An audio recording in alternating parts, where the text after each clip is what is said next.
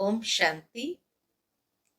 आज 13 अक्टूबर 2020 के मधुर महावाक्य।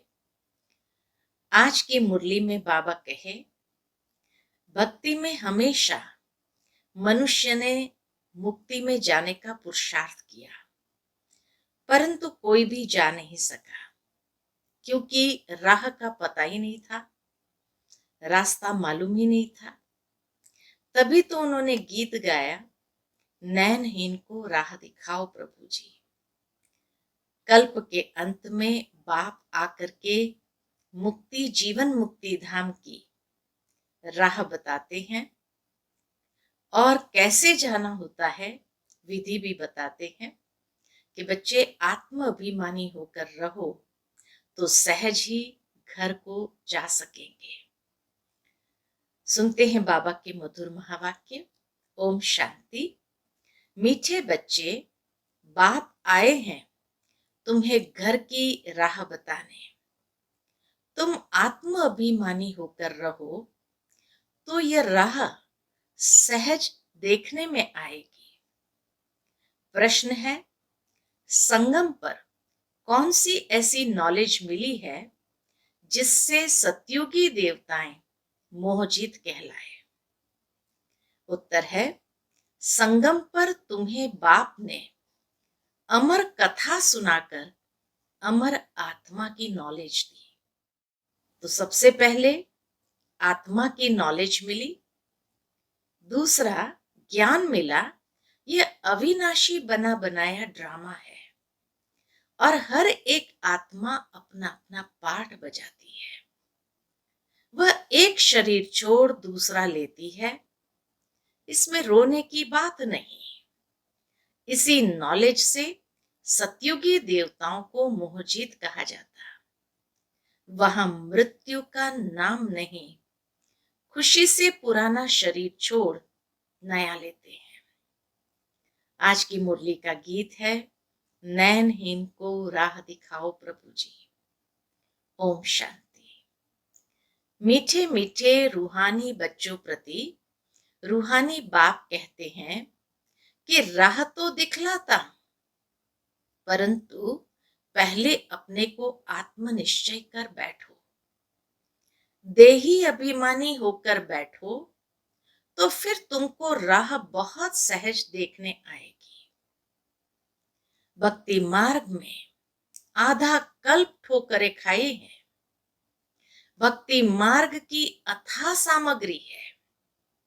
अब बाप ने समझाया है, बेहद का बाप एक ही है। बाप कहते हैं, तुमको रास्ता बता रहा हूं। दुनिया को यह भी पता नहीं कौन सा रास्ता बताते हैं। बाबा आकर कहाँ का रास्ता बताते ये भी मालूम नहीं। कहाँ का रास्ता बताते हैं? मुक्ति जीवन मुक्ति, गति सदगति का। मुक्ति कहा जाता है शांति धाम को। आत्मा शरीर बिगर कुछ भी बोल नहीं सकती। कर्मेंद्रिय द्वारा ही आवाज होता है। मुख से आवाज होता है। मुख न हो तो आवाज कहां से आएगा?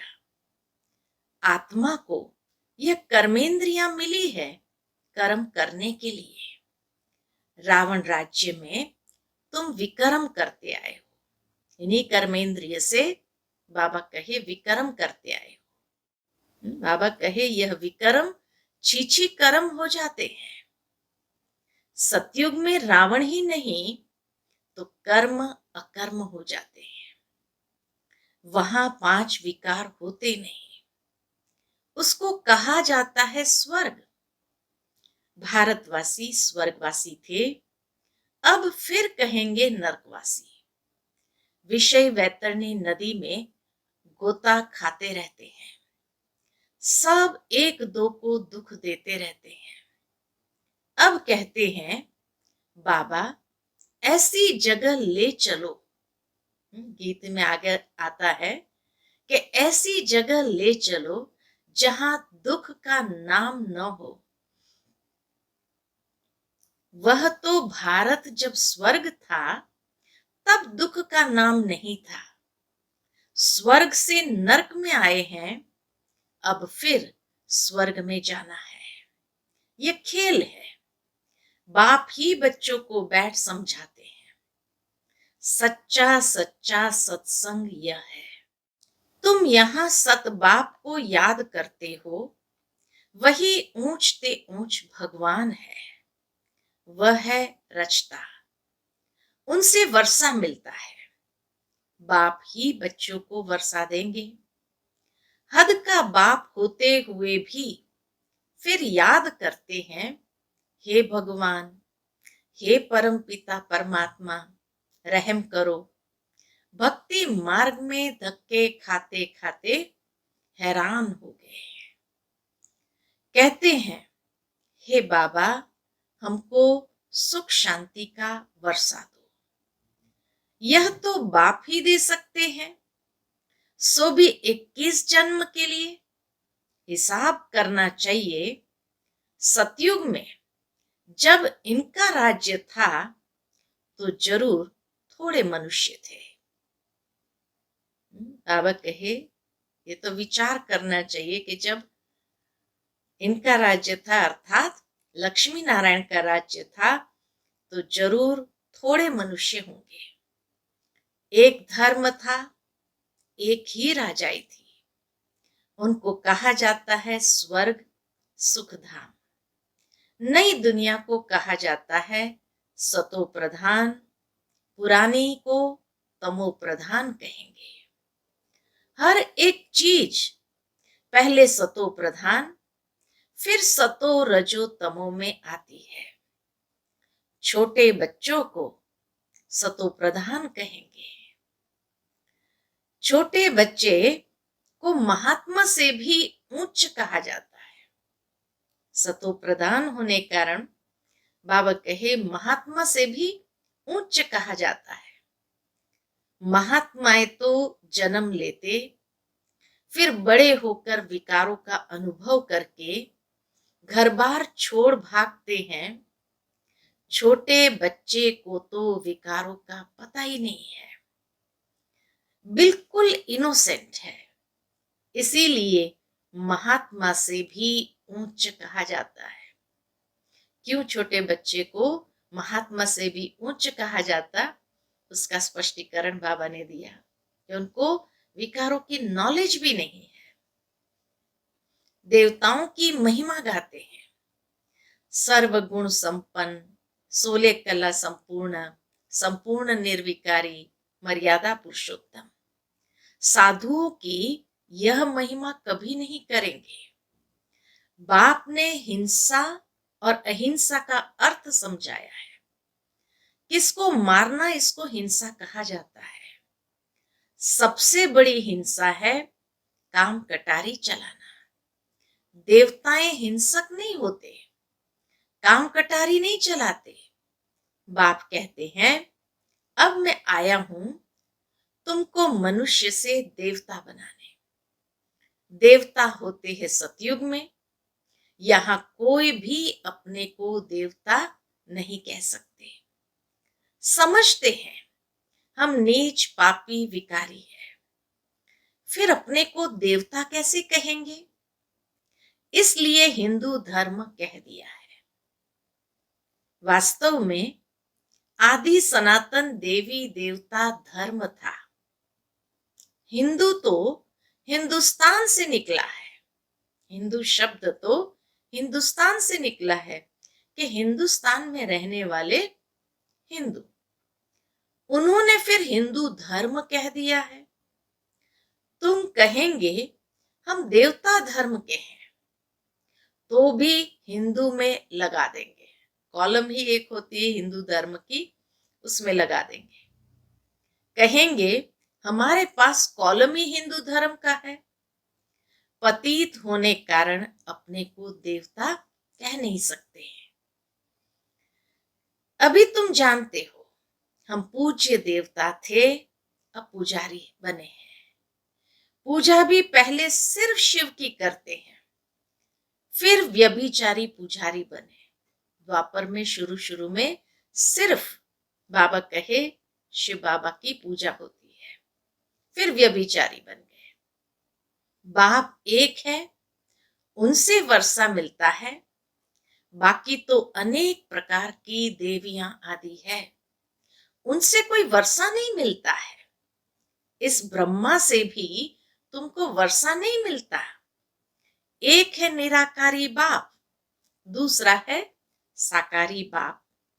साकारी बाप होते हुए भी हे भगवान, हे परमपिता परमात्मा कहते रहते हैं, है ना, पुकारते रहते हैं। लौकिक बाप को ऐसे नहीं कहेंगे। तो वर्षा बाप से मिलता है।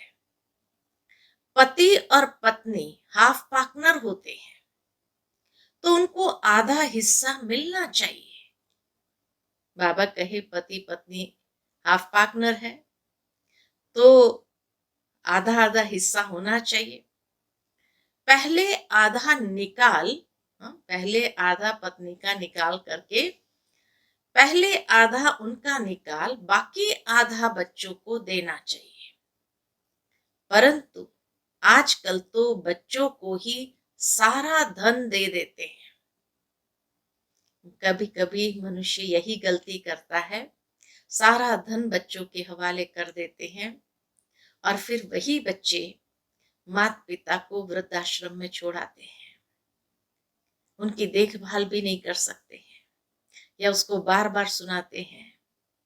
कोई बात के लिए जैसे उनको टोंट मारते रहते हैं। तो इसीलिए बाबा ने कितनी अच्छी बात सुनाई कि हाफ पार्टनर है तो पहले आधा उसको हिस्सा दे देना चाहिए, या आधा खुद माता पिता अपने पास रखे, बाकी आधा भले बच्चों में बांटे, ताकि बच्चे कम से कम उनकी सेवा तो करेंगे या पराधीनता तो नहीं रहेगी। तो बाबा कहे परंतु आजकल तो बच्चों को ही सारा धन दे देते हैं। कोई कोई का मोह बहुत होता है, समझते हैं हमारे मरने बाद बच्चा ही हकदार रहेगा। आजकल के बच्चे तो बाप के चले जाने पर मां को पूछते भी नहीं। कोई कोई मात्र स्नेही होते हैं, कोई फिर मात्र द्रोही होते हैं। आजकल बहुत करके, कलयुग है तो बहुत करके मात्र द्रोही होते हैं, सब पैसे उड़ा देते हैं। धर्म के बच्चे भी कोई कोई ऐसे निकल पड़ते जो बहुत तंग करते हैं। अब बच्चों ने गीत सुना, कहते हैं बाबा हमको सुख का रास्ता बताओ, जहां चैन हो, है ना, जहां चैन हो। रावण राज्य में तो सुख हो न सके। भक्ति मार्ग में तो इतना भी नहीं समझते कि शिव अलग है, शंकर अलग है। बस माथा टेकते रहो, शास्त्र पढ़ते रहो। अच्छा, इससे क्या मिलेगा? कुछ भी पता नहीं। सर्व के शांति का, सुख का दाता तो एक ही बाप है। सतयुग में सुख भी है तो शांति भी है। भारत में सुख शांति थी, अब नहीं है। इसलिए भक्ति करते दर दर धक्के खाते रहते हैं। अभी तुम जानते हो, शांति धाम सुख धाम में ले जाने वाला एक ही बाप है।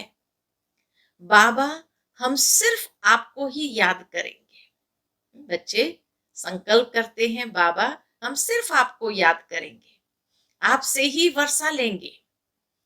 बाप कहते हैं देह सहित देह के सर्व संबंधों को भूल जाना है। एक बाप से ही वर्षा लेना है तो बाबा कहते हैं देह सहित देह के सर्व संबंधों को भूल जाना है। एक बाप को याद करना है, आत्मा को यहां ही पवित्र बनना है। याद नहीं करेंगे तो फिर सजाएं खानी पड़ेगी, पद भी भ्रष्ट हो जाएगा। इसीलिए बाप कहते हैं याद की मेहनत करो।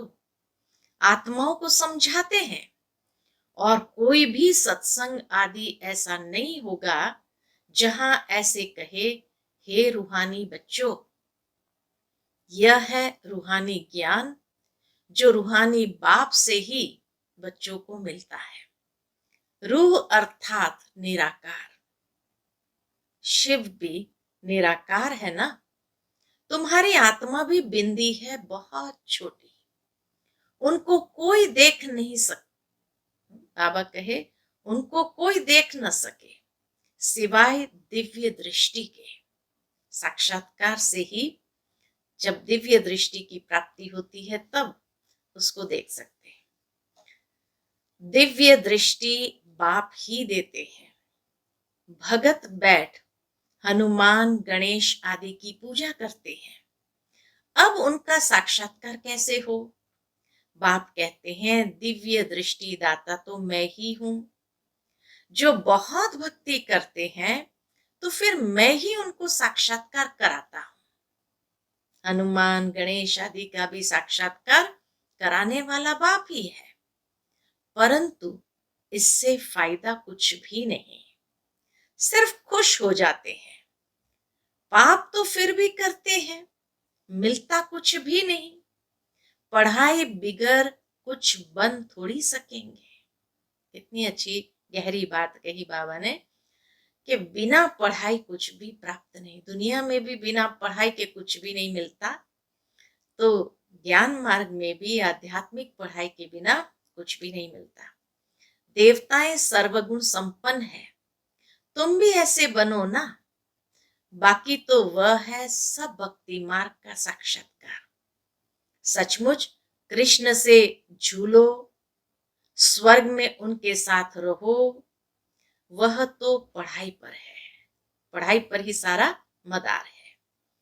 जितना श्रीमत पर चलेंगे उतना ऊंच पद पाएंगे। श्रीमत भगवान की गाई हुई है, कृष्ण की श्रीमत नहीं कहेंगे।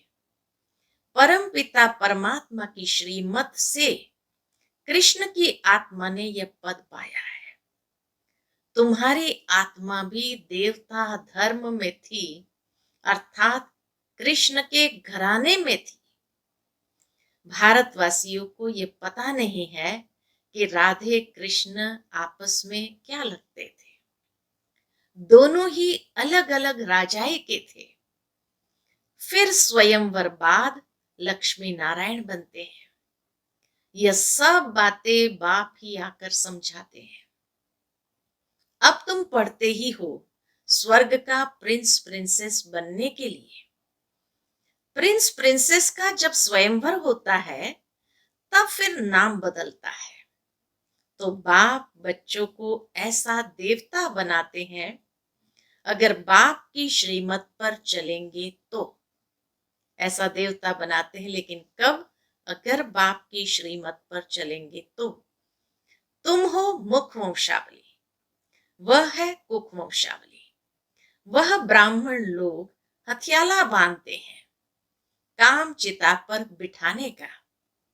अभी तुम सच्ची सच्ची ब्राह्मणियां काम चिता से उतार ज्ञान चिता पर बिठाने हथियाला बांधते हो, तो वह छोड़ना पड़े। यहाँ के बच्चे तो लड़ते झगड़ते पैसा भी सारा बर्बाद करते हैं। बाबा प्रैक्टिकल वास्तविकता दुनिया की दिखाते कि यहाँ के बच्चे लड़ते झगड़ते पैसा भी सारा बर्बाद करते हैं। आजकल की दुनिया में बहुत गंद है। सबसे गंदी बीमारी कौन सी है? जहां से विचार भ्रष्ट होते हैं, दूषित होते हैं, तो बाबा कहे सबसे गंदी बीमारी है बाइस्कोप। अच्छे बच्चे भी बाइस्कोप में जाने से खराब हो पड़ते हैं। इसलिए बीके को बाइस्कोप में जाना मना है। बाबा की श्रीमत है बाइस्कोप में जाना मना है। हाँ, जो मजबूत है उनको बाबा कहते हैं वहां भी तुम सर्विस करो, उनको समझाओ। यह तो है हद का बाइस्कोप, एक बेहद का बाइस्कोप भी है। बेहद के बाइस्कोप से ही फिर ये हद के झूठे बाइस्कोप निकले हैं। अभी तुम बच्चों को बाप ने समझाया है, मूल वतन जहां सभी आत्माएं रहती है, फिर बीच में है सूक्ष्म वतन, यह है साकार वतन। खेल सारा यहां चलता है, यह चक्र फिरता ही रहता है। तुम ब्राह्मण बच्चों को ही स्वदर्शन चक्रधारी बनना है, देवताओं को नहीं। परंतु ब्राह्मणों को ये अलंकार नहीं देते, क्योंकि पुरुषार्थी है। आज अच्छे चल रहे हैं, कल गिर पड़ते हैं, इसलिए देवताओं को दे देते हैं। कृष्ण के लिए दिखाते हैं, स्वदर्शन चक्र से अकासुर बकासुर आदि को मारा। अब उनको तो अहिंसा परमो धर्म कहा जाता है, फिर हिंसा कैसे करेंगे? यह सब है भक्ति मार्ग की सामग्री। जहां जाओ शिव का लिंग ही होगा, सिर्फ नाम कितने अलग अलग रख दिए हैं।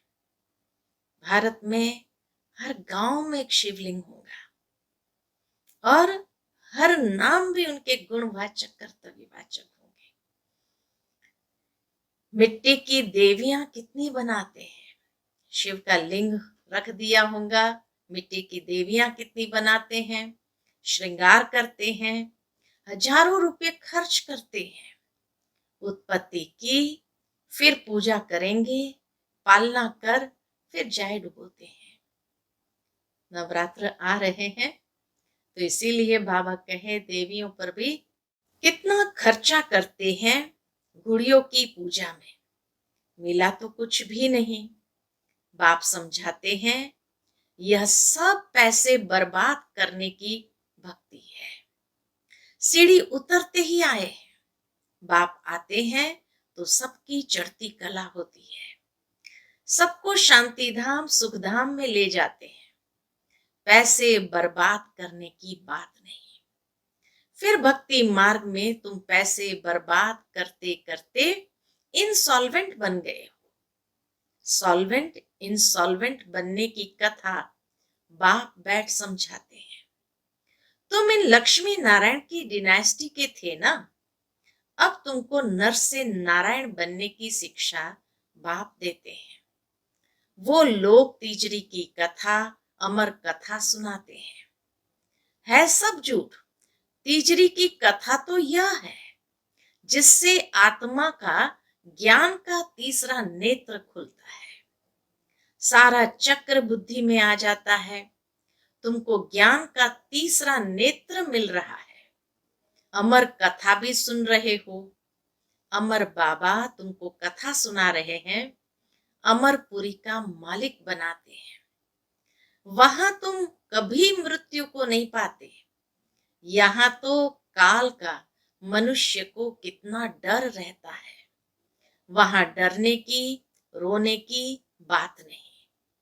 खुशी से पुराना शरीर छोड़ नया ले लेते हैं। यहाँ कितना मनुष्य रोते हैं, यह है ही रोने की दुनिया। बाप कहते हैं, यह तो बना बनाया ड्रामा है। हर एक अपना अपना पार्ट बजाते रहते हैं। ये देवताएं मोहजीत है ना।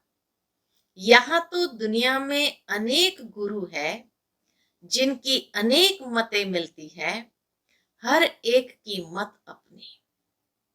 एक संतोषी देवी भी है जिसकी पूजा होती है। अब संतोषी देवियां तो सतयुग में हो सकती है। बाबा कहे, संतोषी देवियां तो सतयुग में हो सकती है, यहां कैसे हो सकती है? क्यों बाबा ने ये बात कही कि सतयुग में संतोषी देवियां हो सकती है? क्योंकि बाबा कहे, सतयुग में देवताएं सदैव संतुष्ट होते हैं, यहां तो कुछ न कुछ आश रहती है, वहां कोई आश नहीं होती। बाप सबको संतुष्ट कर देते हैं।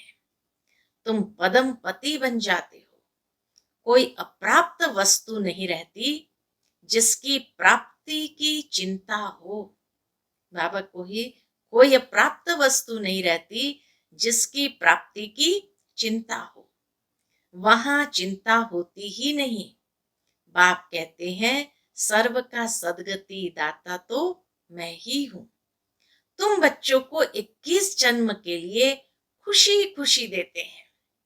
ऐसे बाप को याद भी करना चाहिए। याद से ही तुम्हारे पाप भस्म होंगे और तुम सतो प्रधान बन जाएंगे। ये समझने की बातें हैं। जितना औरों को जास्ती समझाएंगे उतना प्रजा बनती जाएगी और ऊंच पद पाएंगे। यह कोई साधु आदि की कथा नहीं है। यहाँ बाबा सिखाते हैं ये कोई साधु की कथा नहीं है। भगवान बैठ इनके मुख द्वारा समझाते हैं। अभी तुम संतुष्ट देवी देवता बन रहे हो। अभी तुमको व्रत भी रखना चाहिए। कौन सा व्रत? व्रत एक ही है, वो है ब्रह्मचर्य व्रत। तो बाबा कहे अभी तुमको व्रत भी रखना चाहिए, सदैव पवित्र रहने का, क्योंकि पावन दुनिया में जाना है तो पतित नहीं बनना है। बाप ने यह व्रत सिखाया है। मनुष्य ने फिर अनेक प्रकार के व्रत बनाए हैं, है ना। दुनिया में अनेक प्रकार के व्रत बनाए हैं। भोजन नहीं करेंगे, ये नहीं करेंगे। बाबा कहे व्रत तो सिर्फ एक ही है, ब्रह्मचर्य व्रत। अच्छा, मीठे मीठे सिकिलधे बच्चों प्रति माता पिता बाप दादा का याद प्यार और गुड मॉर्निंग। रूहानी बाप की रूहानी बच्चों को नमस्ते। हम सब रूहानी बच्चों की रूहानी माता पिता बाप दादा को याद प्यार, गुड मॉर्निंग, नमस्ते नमस्ते। शुक्रिया बाबा, शुक्रिया। आज की मुरली से धारणा के लिए मुख्य सार है, एक बाप की मत पर चल, सदा संतुष्ट रह, संतोषी देवी बनना है। यहां कोई भी आश नहीं रखनी है। बाप से सर्व प्राप्तियां कर पदम पति बनना है। दूसरी पॉइंट, सबसे गंदा बनाने वाला बायोस्कोप सिनेमा है। तुम्हें बायोस्कोप देखने की मना है।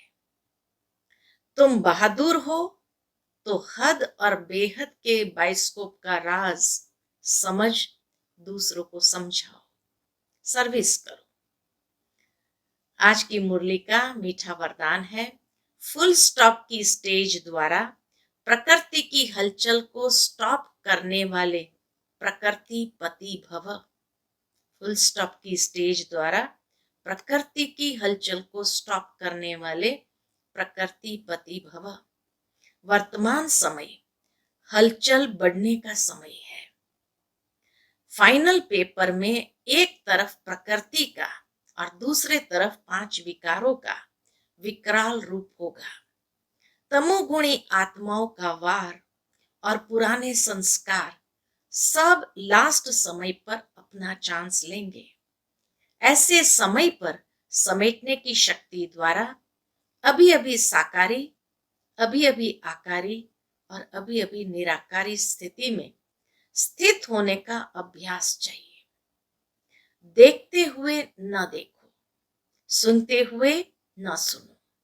जब ऐसी फुल स्टॉप की स्टेज हो तब प्रकृति पति बन प्रकृति की हलचल को स्टॉप कर सकेंगे। बहुत सुंदर युक्ति बताई, ड्रिल बताई, साकारी आकारी निराकारी। स्लोगन है आज का, निर्विघ्न राज्य अधिकारी बनने के लिए निर्विघ्न सेवाधारी बनो। निर्विघ्न राज्य अधिकारी बनने के लिए निर्विघ्न सेवाधारी बनो, अर्थात अधिकारी लेकिन साथ में निर्माण का। अच्छा, ओम शांति।